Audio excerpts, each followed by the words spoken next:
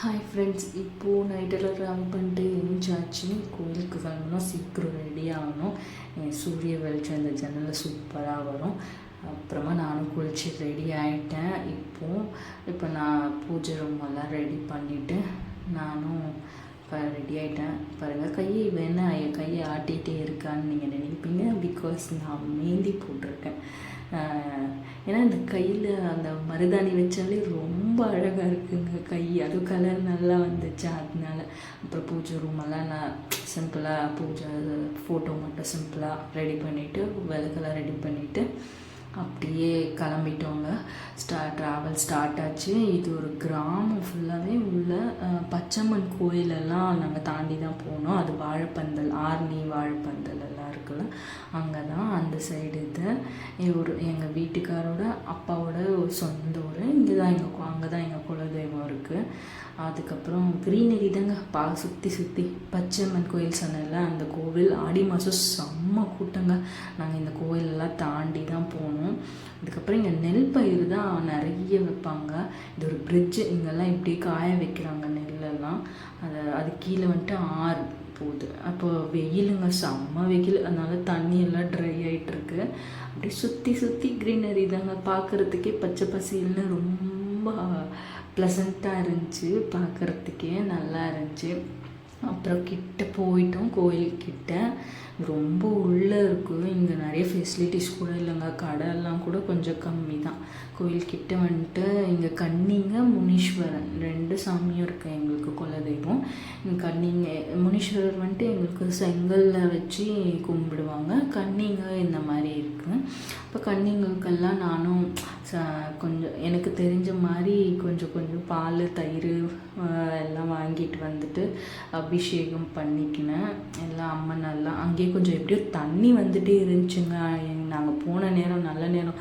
தண்ணி அங்கே ஒரு சில டைமில் வராது சொல்லுவாங்க. ஆனால் நாங்கள் போன டைமில் தண்ணி வந்துகிட்டே இருந்துச்சு அங்கே குழாயில். அது கவர்மெண்ட் இது பண்ணுறது. அதனால் குழந்தைங்க கையாலையும் அப்படியே தேவையான கொஞ்சம் அபிஷேகம் பண்ண வச்சுக்கினேன் எனக்கு தெரிஞ்ச அளவுக்கு. அப்படியே பண்ணிவிட்டு சுவாமிக்கு நெய், தயிர், பால், தேன், அப்புறம் பன்னீர் எல்லாம் கொஞ்சம் வாங்கிட்டு போயிட்டேன். எனக்கு தெரிஞ்ச அளவுக்கு பண்ணியிருக்கேன். எதனா தப்பு இருந்தால் தயவு செஞ்சு மன்னிச்சிடுங்க. பிகாஸ் எனக்கு கொஞ்சமாக எல்லாம் வாங்கிட்டு போனதுனால கொஞ்சமாக முடிஞ்ச அளவுக்கு கொஞ்சம் அப்படி லைட்டாக சுவாமி மேலே இது பண்ணி அபிஷேகம் பண்ணிக்கினேன். குலதெய்வத்துக்கு இயர்லி ஒன்ஸ் போயிடணும்னு நான் எப்பவுமே நினைக்குவேன். அதே மாதிரி என்னை கூப்பிட்ருவாங்க சுவாமி. சம்டைம்ஸ் மிஸ் ஆகலாம். பட் ஆனால் நான் என் ஹஸ்பண்ட் வரலனாலும் நான் ஃபோர்ஸ் பண்ணி எப்படியானா வருஷத்தில் ஒரு வாட்டி வந்துடணும்னு நினைக்குவேன். லாஸ்ட் இயரே வரணும்னு நினச்சேன். பிகாஸ் பாப்பாவுக்கு கொஞ்சம் ஹெல்த் இஷ்யூஸ் இருந்ததுனால எங்களால் வரவே முடியல. அதனால் இந்த வருஷம், அதுவும் இல்லாமல் இவளுக்கு இந்த டைம் மொட்டடிச்சு காது குத்த போகிறோம். நாங்கள் சிம்பிளாக பண்ணிக்கிட்டோம். பாப்பா வேறு அடிக்கடிக்கு விழுந்துகிட்டே இருக்கான். அதனால சரி மொட்டடிச்சு காது குத்திடலாம், ஒரு வேலை முடிஞ்சிடும்ல அப்படின்ட்டு அப்படியே அந்த இதுவும் ட்ரிப் பிளான் பண்ணிவிட்டு கிளம்பி வந்தாச்சு. நல்லா இருந்துச்சுங்க ரொம்ப. ஆனால் வெயிலுங்க, செம்ம வெயில். இங்கே பாருங்கள், அவன் முன்னாடி உட்காந்துட்டு வெயிலுக்கு ட்ரெஸ் எல்லாம் கூட இது பண்ணிவிட்டு அவ்வளோ வெயில் இங்கே. பிகாஸ் ரொம்ப, ஏன்னா இங்கே காற்று கூட அனல் காற்று தான் வீசுது, அந்த மாதிரி இருந்துச்சு. அம்மன்கள் அபிஷேகம்லாம் பண்ணி முடிச்சுட்டு அப்படியே கொஞ்சம் தண்ணி போட்டு எல்லாம் வாஷ் பண்ணிட்டேன். பாருங்கள், எல்லாத்தையும் தட்டி விட்டுட்டா வேறு. நான் ஒரு பக்கம், இந்த பக்கம் அம்மா சுவாமிக்கு அபிஷேகம் பண்ணுறது பார்க்குறதா இவ்வளோ பார்க்குறதுன்னே தெரியல. ரொம்ப கொஞ்சம் டஃப்பாக தான் இருந்துச்சு. பாருங்கள், இங்கே வந்து கை வச்சுட்டு நான் பண்ணுறேன்னு இருந்தா. அதுக்கப்புறம் அம்மா நல்லா கொஞ்சம் அபிஷேகம் பண்ணுவேன் இல்லையா, அதெல்லாம் கொஞ்சம் தண்ணி ஊற்றி இது பண்ணிவிட்டு அப்புறம் மஞ்சள் தேய்க்கணும். என் பெரிய பொண்ணு நான் தேய்க்கிறேன் அப்படின்ட்டு. சரி குழந்தைங்களும் பண்ணட்டும், அவங்களுக்கும் தெரிய வரணும் இல்லையா. சரி கொஞ்சம் அவங்களுக்கு தெரிஞ்ச மாதிரி அவங்களும் பண்ணால். இந்த குட்டி வாண்டு இருக்கா பாருங்கள், நானும் பண்ணுவேன்னிட்டு வந்துட்டு அவளே மஞ்சள் எடுத்து நாங்கள் 2 கையிலும் பூசி விட்டோம் அம்மனுக்கெல்லாம். அவளும் அதே மாதிரி பண்ணுறா பாருங்கள், எவ்வளோ க்யூட்டாக இவ்வளோ. அப்புறமா அங்கே அம்மனுக்கு அந்த பாவாடை இருக்கும், அதெல்லாம் எடுத்து அம்மனுக்கே அப்படியே கட்டிட்டு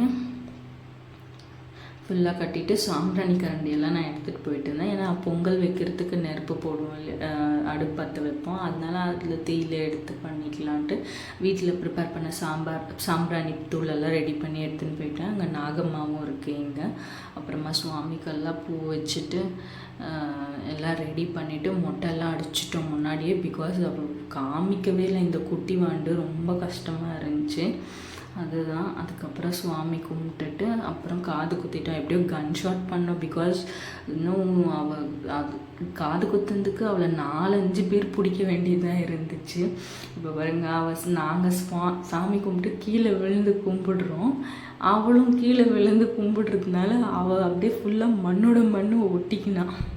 ஃபுல்லாக அந்த முகம்லாம் மண். அப்புறமா இவரோ தேங்காயெல்லாம் உடைச்சி சாமிக்கு படைச்சிட்டோம். இங்கே முனீஸ்வரர்.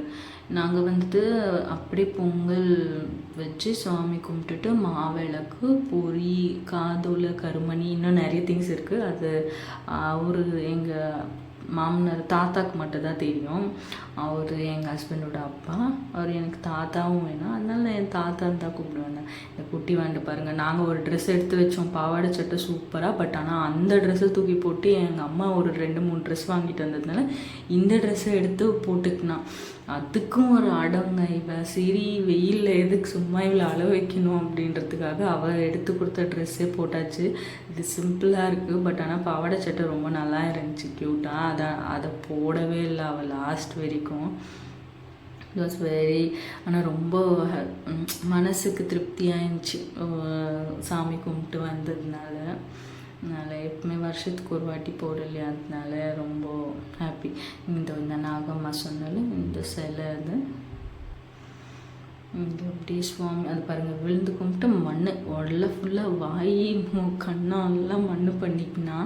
அதுக்கப்புறமா இங்கே முனீஸ்வரரை கும்பிட்டுட்டு அதுக்கப்புறம் அப்படியே கன்னிங்க அம்மாக்கிட்டேயும் பூஜை பண்ணிவிட்டு அப்புறமா நாங்கள் காது குத்திட்டு வந்தோம். இங்கே பாருங்கள், அங்கேயும் போயிட்டு ஏதோ சேட்டை பண்ணிகிட்ருக்கான். அங்கே அம்மா ஆப்பிள் எல்லாம் வச்சுருந்தாங்க வருஷத்தெட்டில், காது குத்துறதுனால சிம்பிளாக அதுலேருந்து ஆப்பிள் எல்லாம் எடுத்துகிட்டு போய் சுவாமிக்கிட்டே வச்சுன்னு இருந்தா.